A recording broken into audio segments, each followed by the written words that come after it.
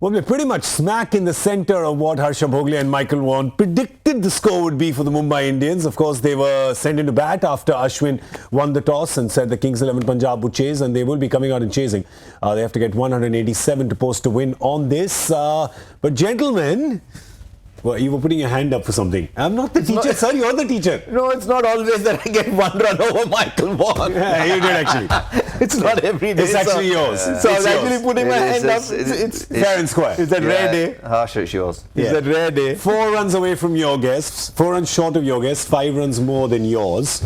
Completely off mine. I, of course, was going very bullish. That no ball hurt me. Yeah, it did. That free hit there, I know it didn't go for that, but it was looking like a 181, 182. Yeah. Till that new ball. But if you think about it, if McClenaghan hadn't run, that ball would have gone for a 6. Poor Markanday, I mean, he's barely batted like 6 deliveries in the whole tournament. No, just stand and hit it straight out. But you look at phases, Harsha, of this Mumbai Indians batting. You look at where they were after 5 overs, and you'd say, oh, they'll be disappointed. You look at where they were after 10 overs and you go, oh, they'll be very happy with this. Happens in every game, and that's why when people say that T20 is just a slam bang game, I say no, it's not. Even T20 has its ebbs and flows, and we saw that yesterday, we've seen that today. I think overall they'd be happy. They'd be happy with 186. Yeah, definitely. And full credit to the management. I know we talked pre-match about Duminy not playing. They brought in Kieron Pollard, and he stood up. That's pretty much why you keep that player. Retaining Pollard, I guess, over someone like Josh Butler was a big call. Yeah. Do you think also extra motivated? You get your mainstay of the team. You get dropped for a few games. You come back in. You're slightly hungrier. Well, yeah. No, I think they're always hungry. It's just you've probably as a player got that little bit of extra edge. Yeah. And all it takes is that small amount of. Just a change in mentality, and you still need to have that desperation. As a player in this kind of format, any format, when the pressure's on, you have to have that desperation to want to go and perform, and Kieron Pollard tonight certainly had that. Let's look at Andrew Tye, the purple cap. Pretty much just tattoo it on his head because it's not going anywhere now. And really, what a bowling performance. 4 for 16. Today, now he's got further up. He's got a 4 for 41. He's got a 4 for 34. He got 4 wickets that day in that game against KKR when KKR got 245. And you're looking at that. Of course, you're looking at the previous games and you're saying, all right, but he's been the only bowler because they're still not winning. But today, 4 for 16 again, while the others went for a few runs. You look at this performance in a Mumbai against that batting lineup, and you go, that is gold. That's what you buy the big overseas player for. And Andrew Tye doesn't come with the aura of a Mitch Stark or the aura of a Pat Cummins or even a Nathan Coulter-Nile who's done well before. He just sort of blends in a little bit. But that's what you want from your big overseas fast bowler. Not just give me 4 overs, but give me wickets in those 4. That is outstanding. I think, I mean, if you look at someone like Andrew Tye, I have so much admiration for his style of player because he's gone away. He's 4-day cricket back in Australia a couple of years ago, wasn't doing that well, and he's made himself into an outstanding T20 bowler. He did an interview when we were down in Australia in the winter. He says he's got 17 different, I haven't seen 17, but he says he's got 17 different deliveries, knuckle fluckles, I don't know what else he calls them, but they come out of his hand, different paces, different trajectories. He's an outstanding reader of a batsman. He reads what the batsman's going to do and then he kind of bowls the ball, which is more in his percentages of not being hit. I always look at runs per over, and he's gone at 4s today, and the team have gone at over 9s. You look at Ashwin, he's gone at 6s, he's only bowled his 3 overs, so the captain's got his maths wrong today. For him to only bowl 3 overs, and he's going at 6s, he's got 2 wickets. I'm afraid the skipper of the Kings has got his equations wrong to end up only bowling 3 overs. He went that extra with Stoinis. And I think at that point we all wondered whether he wasn't going to bowl himself out at all. But at the 15-over mark, he bowled only 1. So he thought he could get 4 out of Stoinis. So that's where the game's turned. Rajput 4 overs 46, Stoinis 3 overs 43. Harsh, when you're in a stage where your team has been losing, I think when you go onto an arena for that next game, you have to almost bank what you're going to use. So you go around your team and go, right, I need my openers to work, but I've got Andrew Tye, he's outstanding, definitely get 4 of him. I've got to bowl my 4. I have to get 4 out myself. I'm the best spinner in the team. And for him to only end up bowling 3, that's a big mistake by the captain. And you know that he's good at math. He's quite a nerdy student, you can tell. So this is not bad calculation. This is, he knew what he was doing. I just wonder whether he calculated too much and thought, maybe this is not my kind of track. I don't know. Did you think he thought it was a 30-over match? Perhaps. We have this stereotype that the English are very understated, very correct, very proper, and then suddenly you get Michael Vaughan. Completely. It's all the carbs that he's been eating when he's been here. I'm telling you, that's getting him all excited. We've got some more coming, haven't we? We got some more carbs coming. And some spicy carbs coming that too. We cannot say any You've seen more. some spicy barbs coming from here. Spicy, nice. Everybody applaud. That's a good one. Come on, Talia. Well done. मजाक तो नहीं उड़ा रहे मेरा? Sir, बहुत अच्छा था. That was very good. Hey, come on. I That was clever. I don't understand. I said pulling my leg. He said spicy carbs. He said spicy barbs. I know coming that from bit. you. But you started speaking in a language I couldn't understand. I said, are you pulling my leg? Give another week and we'll get you talking Hindi as well. I'd like to learn that language. With a Hyderabadi accent like Harsha does. Yes. But then you got to shake your head. How many words? Talking about stereotypes, yeah? This is what you're teaching Michael. But that is how we talk in Hyderabad, they say. I don't think you guys nod your head as much as you used to. Yeah, it's less now? Yeah, honestly, I do. I study that. When I come over. And over the last few times I've come, it's got less and less. I don't know what's happened. Maybe your back's got think stronger. Michael may be right. All right, so Andrew Tye, of course. Let's talk about the Mumbai Indians batting now.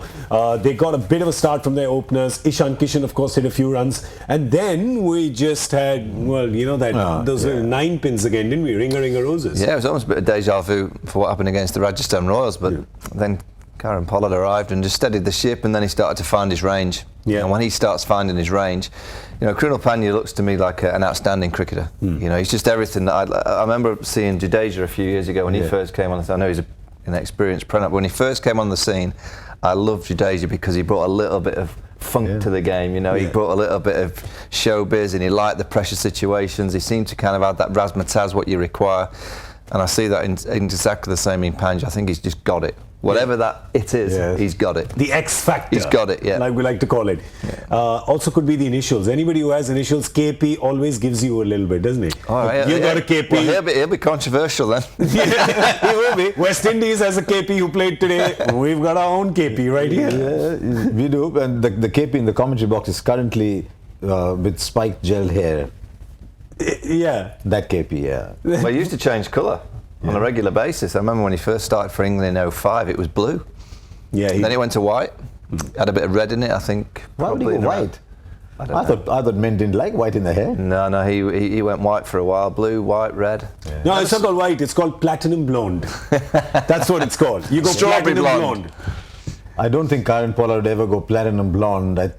I don't know if it had So the you option. never know, the world's a crazy place. Okay. You never know. The world's a crazy place. But he made the difference. And I tell you what, partnership today as well. That wicket of Ashwin's in the 16th over probably made a difference of at least 15 or 20 runs. Yeah. The wicket of Kieron Pollard. Yeah, these two, of course, we're talking about Krunal Pandya and Kieron Pollard, and for them to come in at the point that they did come in, and Harsha will tell you what the score was when they came in. He's got the Cricbuzz app on open. the Cricbuzz app. They got 65 runs in their 6 overs. 71 for 4 in the 9th over. So there was 71 for 4 in the 9th over. These two come, bat another 6 overs, take them to 140 odd, and this really could be the difference today, Michael. Yeah, it was quality. I think in terms of experience, you've got it out there in abundance with Pollard.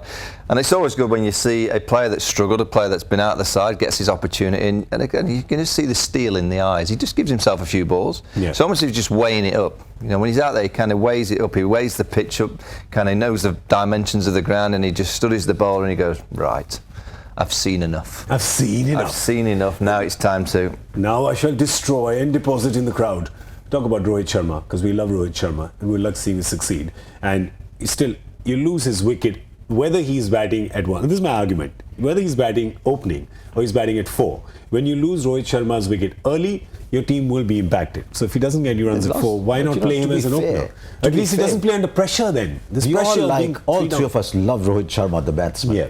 He's now, in the last 2 years, got just over 600 runs in the IPL. Almost all batting at 4. Yeah, Kane Williamson is on 550 runs this year. Rohit has got 600 or thereabouts in 2 IPLs, which means it's been a while since he's been a dominant T20 player in the IPL. Harsh, there's many things in cricket, and we all have opinions, and I could argue till I'm blue in the face about one kind of strategy or selection. Harsha might have another, and you know what, you'd be saying, well, I can argue my corner, you can argue yours, and we can't really find a winner. There's no one in the world of cricket can argue with me that Rohit Sharma shouldn't be opening the batting in that team.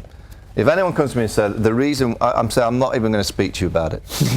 He has to be, he is possibly in the last 20 years in the top, particularly definitely in the top 10 opening batsmen in white ball cricket. Yeah. And he's not opening the batting for the Mumbai Indians. I just don't get that.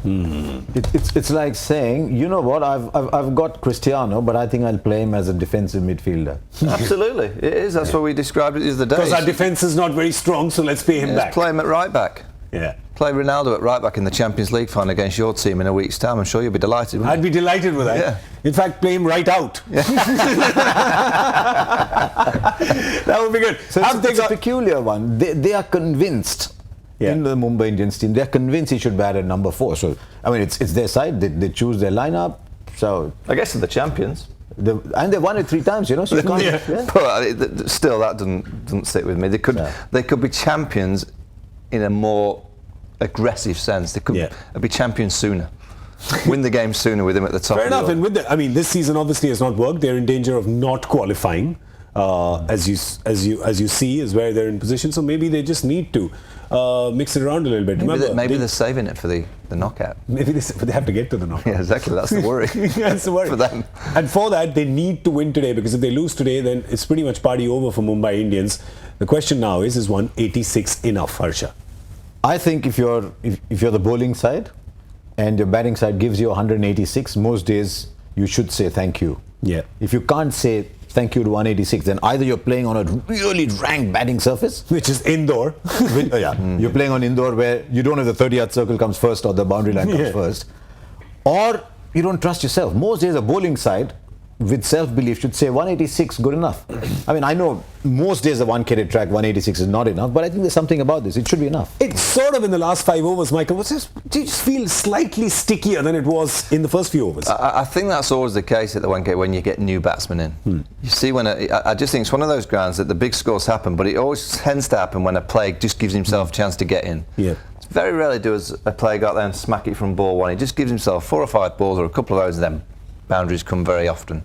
If they're clever about the chase, it could be a close game, but you'd have to say that you'd fancy, or prefer, should I say, having the runs on the board at this stage. Yeah. If they field okay, take the catches, I'm sure they're going to be fine, the Mumbai Indians. I mean, I remember the World T20 in 2016, that 1K was very different from this. Yes. That people were teeing off from ball England 1. Chased 210, 200, South Africa. Yeah, England chased it down. South Africa chased down, West Indies chased down 192 against India. So they were easily chasing down 190, 200. I'm not sure on this one. What would you do against Gale and Rahul? Unleash Bumrah and McClenaghan? Well, I think Bumrah will go against the left-hander, Shot into the body like Yadav did? Yeah, maybe, or try and take it across it and fan pretty much just copy Umesh's plan, right? Yeah, I just like Mitchell McClenaghan against someone like Gale as well. Just he's in your face, aggressive. Yeah. He's renowned of getting early wickets. He's that kind of bowler. So I wouldn't be surprised to see Bumrah and McClenaghan. Yeah, I like the fact, you hit McClenaghan for 2 boundaries. You can't tell from the 3rd ball when he's running and that he's actually been smacked for 2 boundaries. Yeah. There's something about him, he's always like that. Yeah.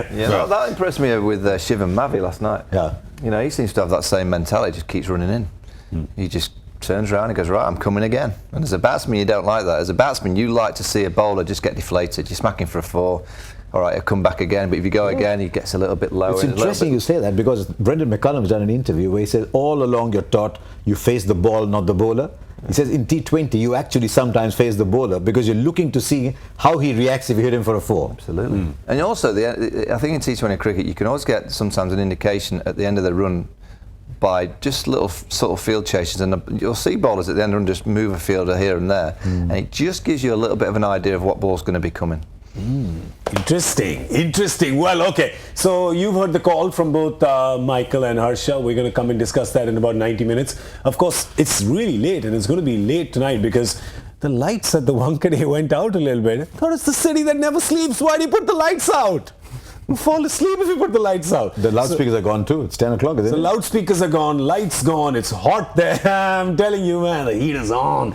Well, we got to go right now, not because Kings 11 are going to come out and start batting to chase, to get to 187, but because our pizza's here. All right? Sorry, carry on, guys. It's a nice spicy one. We'll see you in 90 minutes. Bye.